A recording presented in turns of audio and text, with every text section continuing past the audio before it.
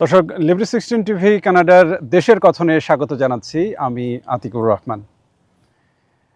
দর্শক, কানাডার federal government asylum আইন পরিবর্তনে সিদ্ধান্ত গ্রহণ করেছে।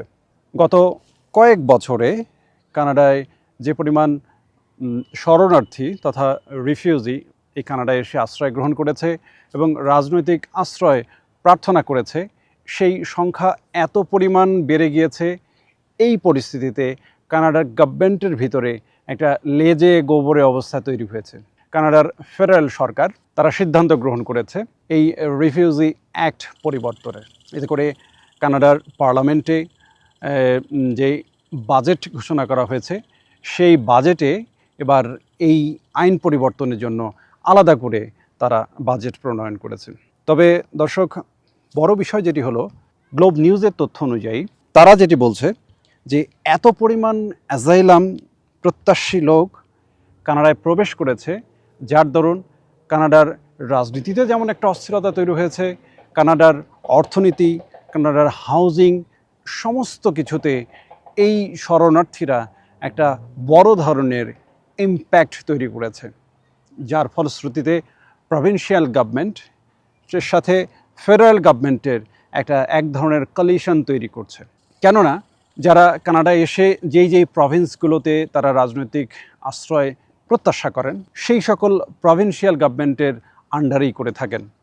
সো সেই সকল যারা রাজনৈতিক আশ্রয় প্রার্থী, তাদেরকে সকল ধরনের খোরপোশ থেকে এবং আনুষঙ্গিক সুযোগ সুবিধা এবং ঘর ভাড়া থেকে সমস্ত সুযোগ সুবিধা প্রদানের জন্য প্রভিন্সিয়াল গভর্নমেন্ট তাদেরকে এক ধরনের ফান্ডিংয়ের আয়োজন করে এবং সেই ফান্ডিং দিতে দিতে প্রভিন্সিয়াল গভর্নমেন্টের অবস্থা খুবই নাজুক। এবং যখন তারা অপারগতা প্রকাশ করে ফেডারেল গভর্নমেন্টের কাছে, সেক্ষেত্রে ফেডারেল গভর্নমেন্ট যদি প্রয়োজন বোধ করে, তাহলে সেই প্রভিন্সিয়াল গভর্নমেন্টকে এক ধরনের একটা অ্যামাউন্ট তারা প্রদান করে সেই সংকট থেকে উত্তরণের জন্য। তবে এখন কানাডাতে এমন একটা পরিস্থিতি তৈরি হয়েছে, এই সংকট থেকে উত্তরণে খোদ স্বয়ং প্রধানমন্ত্রী জাস্টিন ট্রুডো তিনিও এই শরণার্থী নিয়ে বেশ বিরক্তি প্রকাশ করেছেন।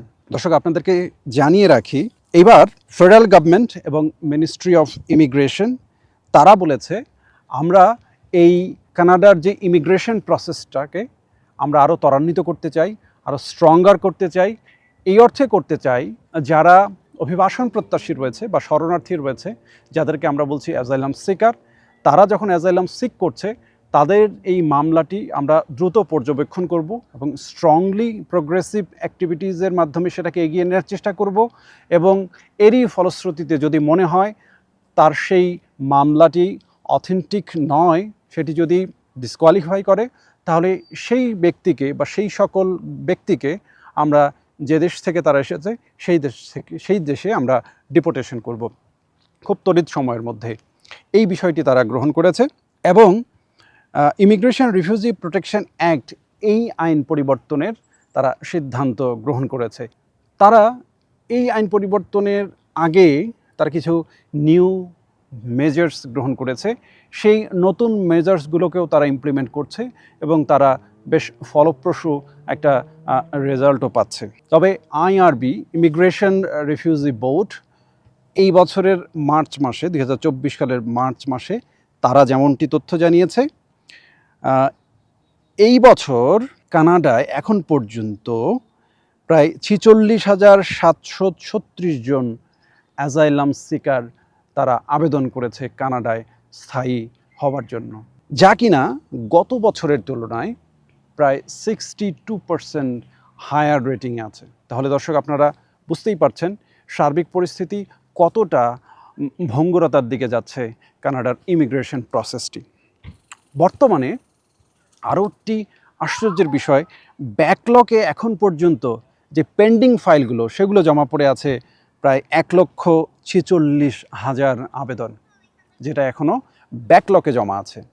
এটি তো আছেই, বরং প্রতি বছরে, যেমন এই বছরে 46,736, গত বছরের যে 1,86,000 সেটির সাথে যুক্ত হলে এটি প্রায় 2.5 লক্ষর কাছাকাছি চলে যায়।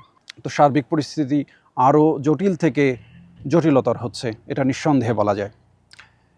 যেমনটি আগেই জানাচ্ছিলাম দর্শক, যে প্রধানমন্ত্রী জাস্টিন ট্রুডো তিনি স্বয়ং এই বিষয়ে বেশ বিরক্তি প্রকাশ করেছেন এবং সংসদেও তার এই বিরক্তি ভাব তিনি জানিয়েছেন তার অন্য সদস্যদের বিরুদ্ধে। এই যখন পরিস্থিতি, এই আইন ইমপ্লিমেন্টেশনের মাধ্যমে, এই আইন পরিবর্তনের মাধ্যমে ইমিগ্রেশন সিস্টেমটাকে আরও নতুন করে ঢেলে সাজানোর প্রায় এক ধরনের তারা সিদ্ধান্ত নিয়েছে সেই আইন পরিবর্তনের মাধ্যমে। এখন আমার বাংলাদেশি যারা ভাই বোন বা বিভিন্ন লোকজন বিভিন্ন এজেন্সিকে ধরে বিশাল মোটা অঙ্কের টাকা প্রদান করে বাংলাদেশে যে কোনোভাবেই যে কোনো মূল্যে বাংলাদেশ থেকে এই কানাডার বর্ডারে এসে তারা কিছু বুঝে না বুঝেই এই অ্যাজাইলাম প্রসেসের ভিতরে ঢুকে যাচ্ছে। এবং এরকম একটি অনাকাঙ্ক্ষিত ঘটনা টরন্টোতেও আমরা গত ঈদের সময়কালীন সময় আমরা হতে দেখেছি, যে বাঙালি দুই ভাইয়ের মধ্যকার রক্তারক্তি ঘটেছে এবং ছুরিকাঘাতে সেই যে অ্যাজাইলাম সিকার যিনি তাকে ছুরিকাঘাত করা হয়েছে। এই যেই ল ফার্ম এই সুবিধা দেওয়ার কথা ছিল তাকে মিথ্যে আশ্বাস দিয়ে তার কাছ থেকে মোটা অঙ্কের টাকা নিয়ে তাকে এই সম্পৃক্ত কাজে জড়িত করা হয়েছিল। তো তাদের উদ্দেশ্যে বলতে চাই, কানাডার যে ইমিগ্রেশন অ্যাক্ট যেভাবে পরিবর্তন করা হচ্ছে, কার্যকরী পদক্ষেপ কানাডিয়ান গভর্নমেন্ট, ফেডারেল গভর্নমেন্ট নিতে যাচ্ছে, তাতে করে অনতিবিলম্বে এই সকল যারা মিথ্যে মামলা, ভুয়ো মামলা দাঁড় করিয়ে এই দেশে স্থায়ীভাবে থাকার একটা চিন্তাভাবনা করছে, অ্যাজাইলাম সিক করছে, তাদের জন্য এটি একটি অশনি সংকেত বলে আমার মনে হয়েছে। দর্শক, আমরা এই সার্বিক পরিস্থিতি, ইমিগ্রেশন প্রসেস থেকে শুরু করে কানাডার রাজনীতি, অর্থনীতি এবং সমাজনীতির সার্বিক বিষয় আমরা পর্যবেক্ষণ করছি, আমরা নজর রাখছি, আমরা খবর দেওয়ার চেষ্টা করব। আপনারা আমাদের সাথেই থাকুন।